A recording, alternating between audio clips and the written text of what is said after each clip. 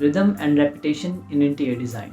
Repetition तो जैसा sound करता है कि किसी भी चीज़ का बार बार रिपीट होना इज कॉल्ड रेपिटेशन। लेकिन रिदम क्या होता है? रिदम होता है जैसे ही आप किसी स्पेस में एंटर करते हो तो आपको वो कोहेसिव लगता है, यानी कि वो एक आइडेंटिटी लगता है। ऐसा नहीं लगता है, मान लो आप एक लिविंग रूम में एंटर करते हो तो ऐसा नहीं लगता है कि ये सोफ़ा जो है वो अलग है, ये रग जो है वो अलग है, वो जो कबर्ड पड़ी है वो अलग चीज़ है। वो एज अ लिविंग रूम लगता है, टुगेदर ऐसा लगता है कि साथ एक दूसरे को कॉम्प्लीमेंट कर रहे हैं, एक दूसरे से जुड़े हुए हैं। That is called rhythm. तो रिदम जो है वो अचीव करी जाती है by repetition of similar things. Similar things मान लो कोई शेप है या फिर कोई पैटर्न है, कोई कलर है, बार बार रिपीट होता है तो वो हमें एक कोहेसिव लुक दे देता है, वननेस की फील देता है। ऐसा नहीं लगता है कि दोनों चीज़ें अलग हैं। तो इन दोनों को इसलिए हम साथ में पढ़ते हैं क्योंकि ये एक दूसरे से इंटरडिपेंडेंट है। रेपिटेशन से ही रिदम अचीव किया जाता है।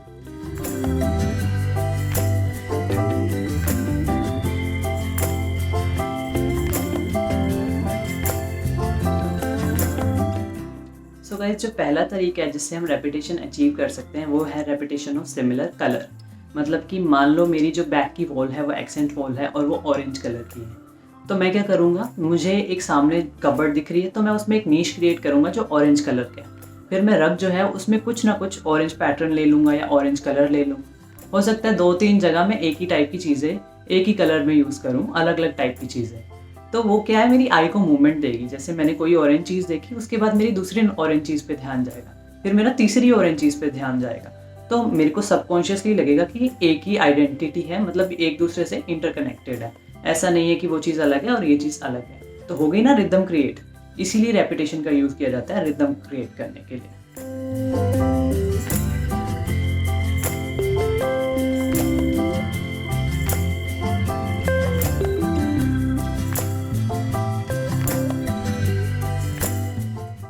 एक रूल है कलर को यूज़ करने के लिए ताकि वो ज़्यादा रिदमेटिक लगे, that is 60%, 30% and 10% rule. 60-30-10 rule भी बोलते हैं इसको। इसका मतलब क्या है कि एक सिंगल कलर आपको 60% यूज़ करना है और जो दूसरा कलर आप यूज़ कर रहे हो वो 30% यूज़ करना है और जो एक्सेंट कलर है 10% यूज़ करना है उसको।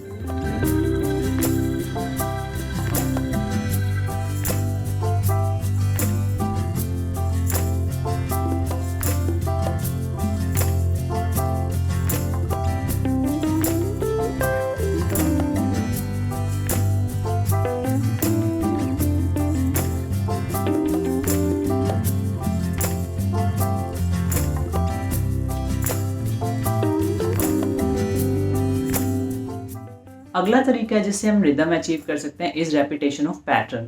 सिमिलर पैटर्न यूज़ करो।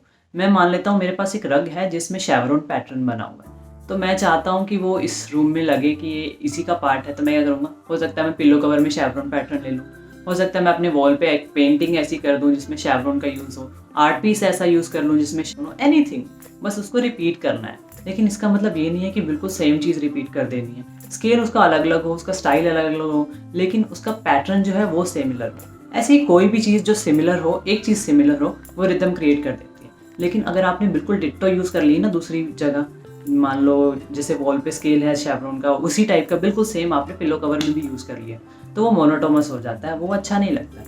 कुछ चीज़ें सिमिलर रखो और कुछ चीज़ें अलग रखो।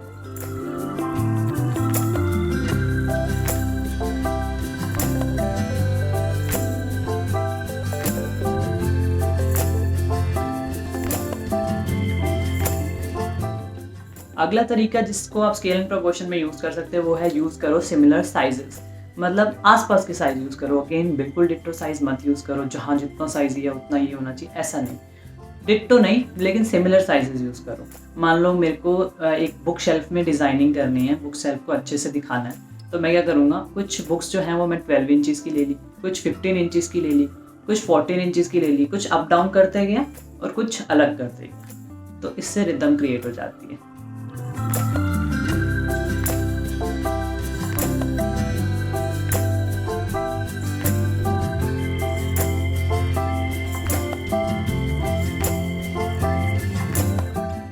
सो गाइस, रेपिटेशन और रिदम के लिए मैं तो इतना ही सिखा सकता हूँ आपको, लेकिन आप खुद बहुत कुछ सीख सकते हो। आप एक बुक शेल्फ को डिज़ाइन करो। करना क्या है, आपके पास बुक्स हैं, आपके पास कोई ना कोई बुक शेल्फ होगा, कुछ टेबल होगी, कुछ भी, तो आप एक दूसरे के ऊपर बुक्स रख के देखो, प्लेस करके देखो, साइज़ को अप्लाई करके देखो, कलर को अप्लाई करके देखो। मैं तो आपको इतना ही सिखा सकता हूँ, आप खुद बहुत कुछ सीख सकते हो इससे।